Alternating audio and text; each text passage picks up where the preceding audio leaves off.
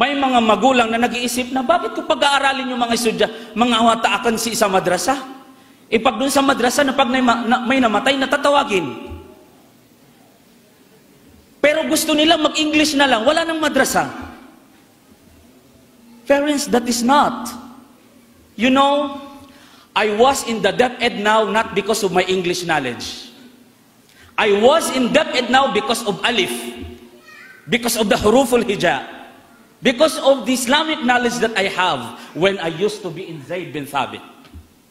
Imagine that, friends. Pinag-aral ako ng DepEd.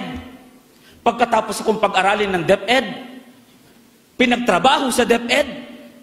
Kasi ang gusto lang nila sa akin ay yung kaalaman ko sa Islam at ang kaalaman ko sa Arabic language and Islamic values education. Kaya hindi totoo na pag pinag-aral mo ang bata sa madrasa, walang kwenta. Hindi po totoo yan, mga magulang. Hindi totoo yan. You know, as of the moment, sabihin ko po sa inyo, because my task is to inspire everyone, right?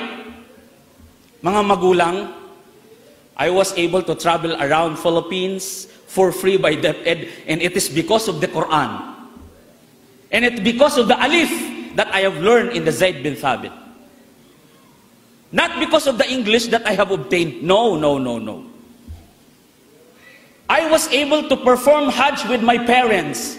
Alam niyo po ba nung pumunta ko sa Safara, Saudiya, sabi pa ng Arab, Al-an, qad intaha Ramadan, famadha turid an tatluba minni? Fakultu lahu, sabi niya, tapos na ang Ramadan, gusto kitang bigyan, sabi niya, ng hadiah. Anong gusto mo? I never ask money. Sabi ng Arab, bibigyan kita kung anong gusto mong hadiah. But hindi po ako humingi ng pera. Hindi ako humingi ng posisyon. Ang hiningi ko lang, magampanan ang panglimang haligi ng Islam, which is Hajj, kasama ang dalawa kong magulang. You know, my mother is a Balik Islam, and my father is Ikalagan. And I used to be here in Marawi for 10 years, katawan nyo din, so kauyag-uyag o kapamaling-baling. It's really hurt. It's really hurt. However, sabi ng Arab, Tayyib, ala turid shay? Fawallahi akhi la uridu shay'an illa an usafir ila Saudiya ma'a waliday. And you know what, mga kapatid, I went to Saudi Arabia as a visitor of king with my mother and father without spending money. Miyakasong ako sa Saudi Arabia, miyakap na haji ako, agusong bala aluksakan, nadap aniko amyaw sarakan. Mafi. Why? Because of the knowledge that I have learned from the Zaid bin Thabit. From Zaid bin Thabit, and of course from Ma'had Kamilul Islam. Because I used to be in, you know, mga magulang, yung feeling na kasama mo ang mga magulang mo sa haram, it's really something different. Especially to my mommy, yung nanay ko na medyo Balik Islam ang nanay ko, na-strengthen yung kanyang faith sa Allah. That's why parents, you are very lucky. Wallahi al-azim, you are very lucky to have this. Subhanallah. You know, I wasn't able to, hindi ako actually nakapagtapos sa Zaid because nagkasakit ako, then umuwi ako ng Davao. Hindi ko natapos ang 2 taon. But then, now you have here your children, and they memorize the Quran, and subhanallah, sila ang pamilya ng Allah.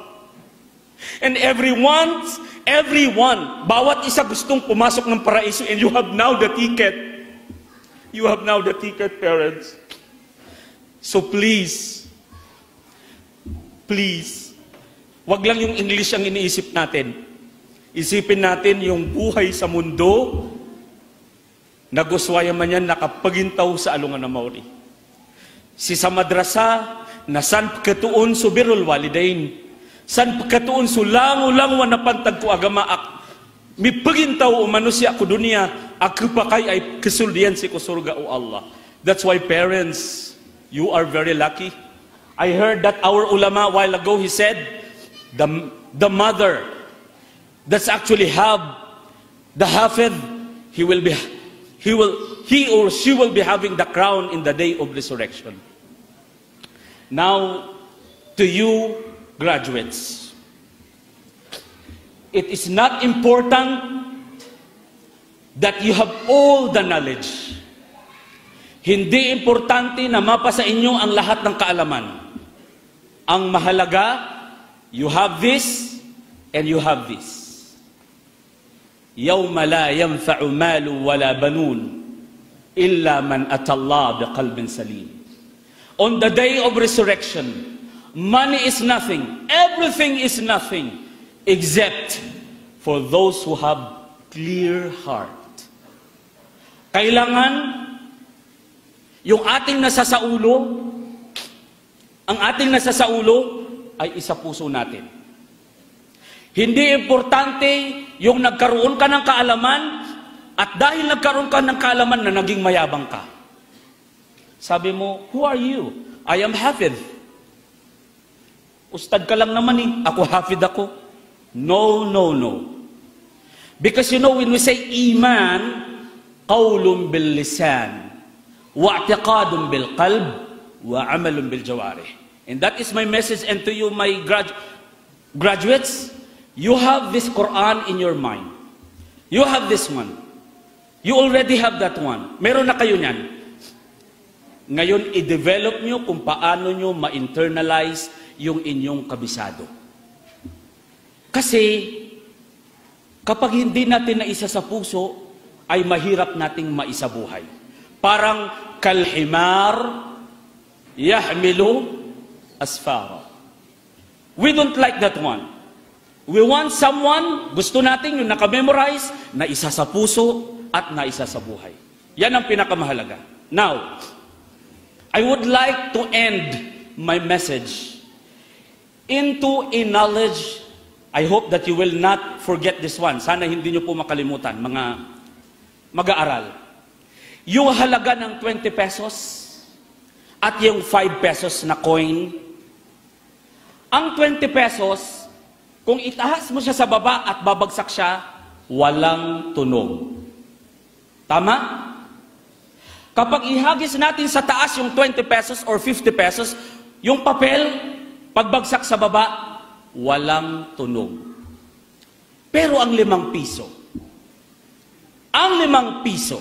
pag ihagis mo sa taas, pagbaba, maingay. Ang mensahe ko sa inyo, damur pakala kay ilmo, damur pakala kay daradat, na damur kang nagpapakumbaba. Kasi ang nagpapakumbaba, yun ang tinataas ng Allah subhanahu wa ta'ala. Unlike those who talk, ang daming salita, pero hindi naman nagagawa. Katulad ng 5 piso, maliit ang halaga, pero putak ng putak. Ya ayyuhalladhina amanu, lima taquluna ma la taf'alun, kabra maqtan 'inda Allahi an taqulu ma la taf'alun. Naway ang paalalang ito ay magsilbing paalala sa inyo, as lalong-lalo na sa aking sarili, at naway ang pagtitipon natin ito ay magiging pagtitipon natin sa paraiso, sa Jannatul Firdaus. Amin ya Rabbal Alamin. Wassalamu alaikum wa rahmatullahi wa barakatuh.